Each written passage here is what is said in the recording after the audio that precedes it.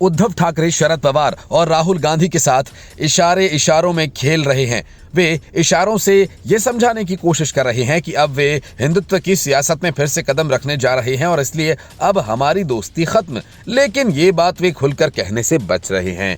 सवाल ये कि क्या इशारों में बात करके उद्धव ठाकरे हिंदुत्व की राह पर लौट पाएंगे या फिर ये सब सिर्फ बीएमसी चुनाव तक के लिए उनकी रणनीति का हिस्सा है, ताकि चुनाव खत्म होते ही फिर से वे शरद पवार और राहुल गांधी के गले में हाथ डालकर घूम सकें। वैसे उद्धव ठाकरे इंडी गठबंधन से लगातार दूर होते जा रहे हैं। लोकसभा में वीर सावरकर पर राहुल गांधी के हमले के बाद आदित्य ठाकरे ने उन्हें जमकर खरी खोटी सुनाई। अब देवेंद्र फडणवीस से मुलाकात करके उद्धव ठाकरे से ये पूछ लिया कि वीर सावरकर को भारत रत्न कब दिलवाएंगे। इसके बाद कांग्रेस चुप्पी साधे हुए है। अब इस पर सवाल उठने लगे हैं। शिवसेना यूबीटी प्रमुख उद्धव ठाकरे ने बीजेपी से पूछा कि देश का सर्वोच्च नागरिक सम्मान भारत रत्न अब तक वीर सावरकर को क्यों नहीं दिया गया। ये बयान उन्होंने नागपुर में विधानमंडल के शीतकालीन सत्र में भाग लेने के बाद संवाददाताओं से बातचीत के दौरान दिया। ठाकरे ने कहा कि जब देवेंद्र फडणवीस मुख्यमंत्री थे तो उन्होंने प्रधानमंत्री मोदी को एक पत्र लिखा था जिसमें सावरकर को भारत रत्न दिए जाने की मांग की गई थी। आज भी वो मुख्यमंत्री हैं, लेकिन उनकी मांग पर कोई विचार नहीं किया गया। तो बीजेपी को सावरकर पर बात करने का कोई अधिकार नहीं है। मैं अपनी मांग दोहराता हूं कि सावरकर को देश का सर्वोच्च नागरिक सम्मान दिया जाए। उद्धव ठाकरे ने बीजेपी और कांग्रेस से आग्रह किया कि वे ऐतिहासिक बहसों जैसे जवाहरलाल नेहरू और विनायक सावरकर के योगदान पर चुप रहें और देश के विकास से जुड़े मुद्दों पर ध्यान केंद्रित करें।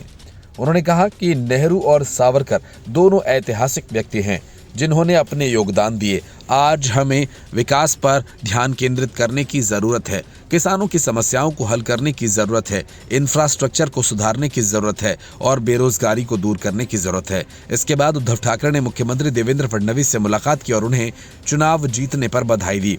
अब इस अवसर पर आदित्य ठाकरे, अनिल परब, वरुण सरदेसाई और अंबादास दानवे भी फडणवीस से मिले और उन्हें जीत की बधाई दी। इस मुलाकात के बाद ठाकरे और फडणवीस के बीच करीब 10-15 मिनट तक बंद कमरे में बातचीत हुई, जिससे लेकर ये अटकलें लगाई जा रही हैं कि विपक्ष के नेता का पद शिवसेना यूबीटी को मिल सकता है।